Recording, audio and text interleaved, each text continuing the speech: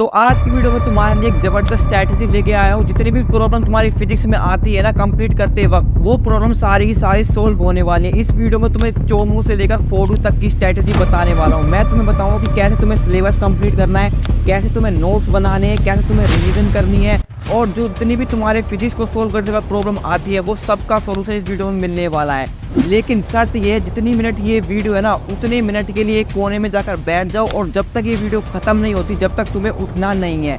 तो चलिए बिना देरी के वीडियो को स्टार्ट करते हैं। Let's begin. तो सबसे पहले हम बात करते हैं कि तुम्हें सिलेबस किस तरह से कंप्लीट करना है। सिलेबस तुम्हारा 3 जगह पे हो रहा होगा, और तुमने कोचिंग ज्वाइन कर रखी है, तुम्हारे 3 जगह से सिलेबस कंप्लीट हो रहा होगा। पहला है तुम्हारा स्कूल, दूसरा है कोचिंग, और तीसरा है यूट्यूब। अगर कुछ बच्चे तो स्कूल और यूट्यूब तो कॉमन ही होगा, कोचिंग किसी बच्चे का होगा किसी बच्चे का नहीं होगा। तो काफ़ी बच्चों को ब्लंडर होता है कि भैया हमें कहाँ से स्टडी करनी चाहिए, स्कूल का तो हमें समझ में नहीं आ रहा। देखो यार, मैं तुम्हें बताऊँ ना, जहाँ से भी तुम्हें समझ में आ रहा है वहाँ से तुम पढ़ सकते हो। अगर तुम्हें स्कूल का समझ में आ रहा है तो तुम स्कूल से पढ़ सकते हो, अगर तुम्हें कोचिंग का समझ में आ रहा है तुम कोचिंग से पढ़ सकते हो, या फिर तुम्हें यूट्यूब का समझ में आ रहा है तो यूट्यूब से पढ़ सकते हो। लेकिन स्कूल और कोचिंग में अगर मान लो तुम्हारी एब्सेंट हो गई है, किसी कारण से तुम नहीं जा पाए, तो यूट्यूब की एक यही एडवांटेज है कि तुम्हें ना प्रीवियस बैकलॉग्स हैं वो तुम कवर कर सकते हो। अगर मान लो स्कूल में कोई टॉपिक्स है, मास्टर जल्दी जल्दी पढ़ा गया, तुम्हें समझ में नहीं आया, या फिर तुम किसी कारण क्लास अटेंड नहीं कर पाए, उस केस में तुम है ना यूट्यूब का सहारा ले सकते हो, यूट्यूब से पढ़ सकते हो। और कोचिंग में जो तुम्हारे नोट्स दिए जा रहे हैं ना, वो भी मैं डिस्कस करूँगा कि आपको प्रीफर करने हैं नहीं करने हैं। नेक्स्ट वही टॉपिक है हमारा नोट्स। नोट्स देखो, तुम्हारे 2 टाइप के नोट्स होंगे। अब 2 टाइप के नोट्स कैसे? एक तो वो नोट्स होंगे जो तुम्हें स्कूल में बनवाए जा रहे हैं, जो तुम्हारी क्लास में नोटबुक्स है फिजिक्स की उसमें बना रहे होंगे, जो तुम्हारा मास्टर पढ़ा रहा है। और दूसरे जो नोट्स हैं शॉर्ट नोट्स, ये तुम्हें खुद बनाने हैं। ये उस बच्चे के लिए बेनिफिट रहेंगे जो एंड मोमेंट पर अपनी घंटों के अंदर पूरी रिवीजन कर रहा होगा, उस बच्चे के लिए शॉर्ट नोट बेनिफिट है। स्कूल नोट्स तो हालांकि सभी बनाते हैं, लेकिन शॉर्ट नोट्स बहुत कम बच्चे होते हैं जो बनाते हैं, और तुम्हें शॉर्ट नोट जरूर बनाने हैं। इसके एडवांटेज भी बताऊंगा क्यों बनाने हैं।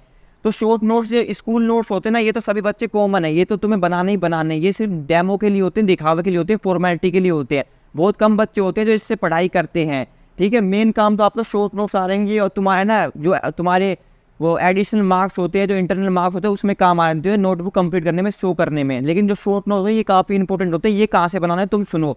सबसे पहले शॉर्ट नोट बनाने के लिए तुम्हें ना कोई एक चैप्टर पढ़ना है। एक चैप्टर में पूरा मत पढ़ना, एक पेज कंप्लीट पढ़ना। एक पेज पूरा कंप्लीट पढ़ने के बाद उसमें जितने भी तुम्हें इंपॉर्टेंट पॉइंट्स लगे ना, उन पॉइंट्स को एक पेज में उतार लेना।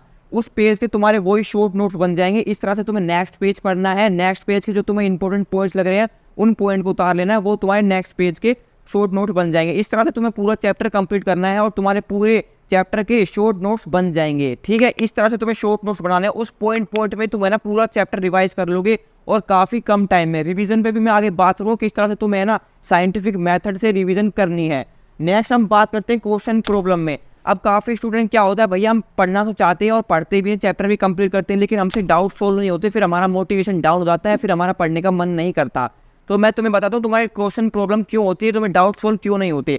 देखो, सबसे पहले ना क्वेश्चन प्रॉब्लम के लिए आपको रिलेट करना है मूवी से। जब भी तुम्हारे डाउट आए, जब भी तुम्हारे क्वेश्चन में कोई प्रॉब्लम फंसती है, तो तुम है ना मूवी से रिलेट करो। जैसे कि मूवी में सबसे पहले क्या आता है, टीजर आता है, उसके बाद आता है आपका ट्रेलर, उसके बाद आती है आपकी मूवी। इस तरह से आपको ना स्टडी में रिलेट करके पढ़ना है। सबसे पहले उसका कंसेप्ट पढ़ना है, उसके बाद उसको है ना क्वेश्चन को सोल्व करना है, उसके बाद तुम्हें ना चैप्टर को कंप्लीट करना है। इस तरह point two point step wise तुम्हें चलना है। देखो, मोस्ट ऑफ द स्टूडेंट क्या करते हैं, पहले ना पूरा चैप्टर कंप्लीट कर लेंगे, उसके बाद ना उसके क्वेश्चन प्रॉब्लम स्टार्ट करेंगे। देखो, ऐसे नहीं होता। अगर तुम ना पहले ही एक कंसेप्ट पढ़ लोगे, उसी के बाद तुम क्वेश्चन स्टार्ट कर दोगे सोल्व करना, ठीक है, तो तुम्हें अच्छे से वो कंसेप्ट क्लियर हो जाएगा। और अगर तुम पूरा चैप्टर कंप्लीट करने के बाद स्टार्ट करते हो उस क्वेश्चन प्रॉब्लम सोल्व करना, तो यार तुम्हें क्या होता है, काफ़ी कंसेप्ट तुम भूल जाते हो, और फिर तुम्हें लगता है इसमें थोड़ा घुमा फिरा के कंसेप्ट यूज़ हो रहे हैं, तो तुम ना उसे सोल्व नहीं कर पाते हो, फिर तुम्हारा मोटिवेशन भी डाउन हो जाता है।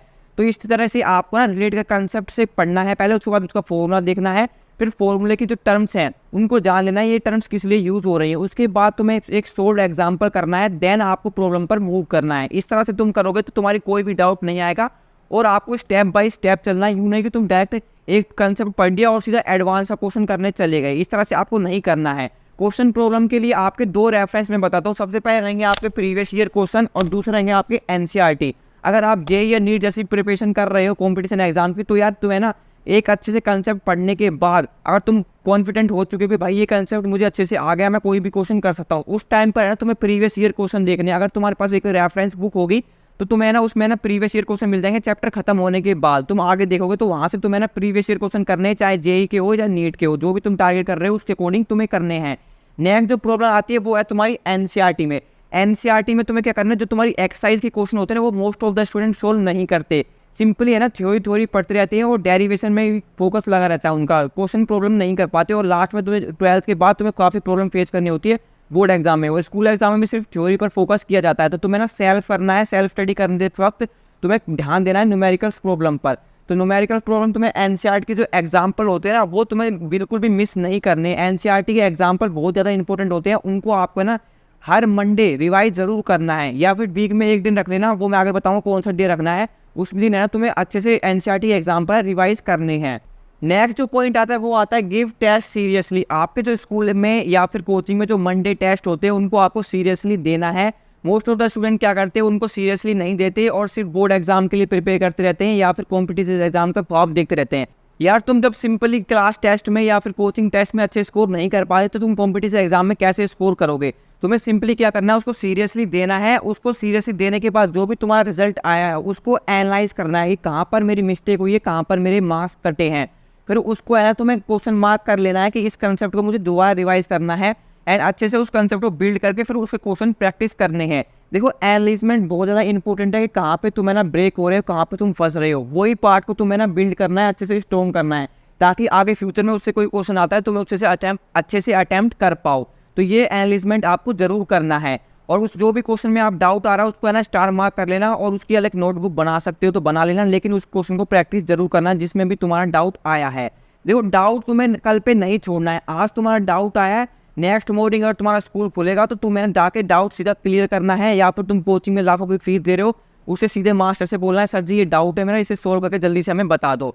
और उसी डाउट को सोल्व करने के बाद मास्टर बताने के बाद उससे रिलेटेड तुम्हें नंबर ऑफ प्रॉब्लम सोल्व करनी है, तभी तुम्हारा कंसेप्ट अच्छे से बिल्ड हो पाएगा। अगर तुम्हें सिंपली वो डाउट कर लोगे तो यार तुम्हारा सिंपल वो क्वेश्चन तो सोल्व हो जाएगा, लेकिन जो नेक्स्ट क्वेश्चन होगा ना उसमें तुम कॉन्फिडेंट नहीं कर पाओ, हाँ भाई मुझे अच्छे से कंसेप्ट आ गया। तो इस तरह से तुम्हें जरूर करना है डाउट सोल्व करने के लिए। उसके बाद आएगी रिवीजन। अब देखो रिवीजन बहुत ज़्यादा इंपॉर्टेंट है। अब रिवीजन आपकी दो टाइप की होती है, पहली होती है आपकी शॉर्ट टर्म रिवीजन और दूसरी होती है आपकी long term revision. Short term revision में क्या आता है, जैसे कि आपने कोई चैप्टर पढ़ा, आज मान लीजिए आपने पढ़ा वेक्टर वाला चैप्टर, तो आज आप वेक्टर वाला चैप्टर पढ़ रहे हैं तो विद इन 24 आवर्स या फिर सोने से पहले उसको आपको एक बार ज़रूर रिवाइज करना है। शॉर्ट टर्म रिवीजन यही होती है कि जिस दिन आप वो चीज़ पढ़ रहे हैं सोने से पहले आपको वो सेम चीज़ रिवाइज करके ज़रूर सोनी है, ताकि वो आपको लंबे समय तक याद रहे। अब नेक्स्ट चीज़ आती है आपकी long term revision. Long term revision क्या होती है, एंड ऑफ द वीक में होती है, यानी आपको वीक में कोई एक दिन डिसाइड कर लेना है, जितना भी तुम पूरा टोटल वीक में पढ़ रहे होगे उस दिन एक दिन आप पूरा वीक का रिवीजन कर रहे होगे। जितना भी तुमने पूरे वीक में पढ़ा है उस दिन आप सिंपल कुछ नहीं पढ़ोगे, सिर्फ रिवाइज करोगे। सिंपल रिवीजन वाला डे रखना है आपको। तो इस तरह से आपको एंड में एक दिन रख लेना, जिस भी दिन आपकी हॉलीडे तो आपकी संडे की होती है, most of the student Sunday को ही रखते हैं। ये भाई उन्हीं के लिए बेनिफिट रहेगी जो आप जे या नीट जैसे एग्जाम को टारगेट कर रहे हैं, जिन्होंने सोच लिया है कि भाई मेरे को फर्स्ट अटेम्प्ट में ही क्लियर करना है। अब मैं तुम्हें कुछ मिस्टेक्स बताता हूँ जो मोस्ट ऑफ द स्टूडेंट अपनी क्लास 11 की जर्नी में करते हैं। सबसे पहले क्या है, तुम है ना मल्टीपल टाइम नोट्स बनाते हो। पहले देखो क्या करोगे, स्कूल में तुम्हारा मास्टर पढ़ा रहा होगा, तुम्हें लगेगा भाई फेयर में अच्छे से नोट्स बनाना है तो जल्दी जल्दी मास्टर पढ़ा रहा है, हमसे नोट नहीं बन पा रहे। तुम क्या करते हो, पहले रफ कॉपी में उतारते हो, उसके बाद घर आके दोबारा से वो अपनी फेयर कॉपी में उतारते हो। तो यहाँ पर तुम्हारा काफ़ी ज़्यादा टाइम वेस्ट हो जाता है। अभी तो तुम उतार लोगे, लेकिन एंड टाइम पर है ना तुम्हें ना भाई होमवर्क करने का भी टाइम नहीं मिलता, इतनी ज़्यादा बिजी हो जाओगे तुम शेड्यूल में। अगर तुम एक सीरियस बच्चे हो, भाई जो एक एवरेज बच्चा है जो नहीं पढ़ता उसके लिए तो पूरा दिन ही फ्री है, लेकिन अगर तुम सीरियस बच्चे हो तो तुम्हें होमवर्क करने का भी टाइम नहीं मिलेगा। तो तुम्हें ये मिस्टेक नहीं करनी है, क्लास में जो मास्टर पढ़ा है उसी टाइम उसे उतार लो। कॉपी तुम सिर्फ अपने लिए बना रहे हो, दूसरे के लिए नहीं बना रहे हो। सिंपल है ना, जो भी तुम्हें मास्टर समझा रहा है, जो भी तुम्हें समझ में आ रहा है उसको जल्दी जल्दी उतार दो। सजावट का टाइम नहीं है अब। तुम्हें सिंपल है ना, अपने तुम्हें समझ में आना चाहिए, दूसरों को नहीं दिखाना है हमें। अपनी को वो टाइम गया जो हम अच्छे से सजा के नोटबुक बनाते थे, अब नहीं ऐसा करना है। दूसरी जो इंपॉर्टेंट चीज़ होती है, आपको ना कंसिस्टेंटली देना है। मोस्ट ऑफ द स्टूडेंट क्या करते हैं, 1 घंटे फिजिक्स पढ़ लेंगे, फिर नेक्स्ट डे 2 घंटे पढ़ लेंगे, 3 घंटे पढ़ लेंगे, फिर 1 हफ्ते तक बिल्कुल भी नहीं पढ़ेंगे। तो आपको ना कंसिस्टेंटली ब्रेक करके पढ़ना है। देखो 1-1 घंटा डेली दो, मैं नहीं कह रहा आपको 5-5 घंटे पढ़ने की जरूरत है, सिंपल 1 घंटा डेली दो, लेकिन 1 घंटा इस तरह से दो ताकि आपको ना पूरा अच्छे से समझ में आ जाए। बाद में जब तुम उठा के देखो तो तुम्हें रिवीजन करते टाइम सारा कंसेप्ट याद आ जाए, यूँ ना हो कि यार मैं तो सारा भूल गया, कुछ भी मुझे समझ में नहीं आ रहा है।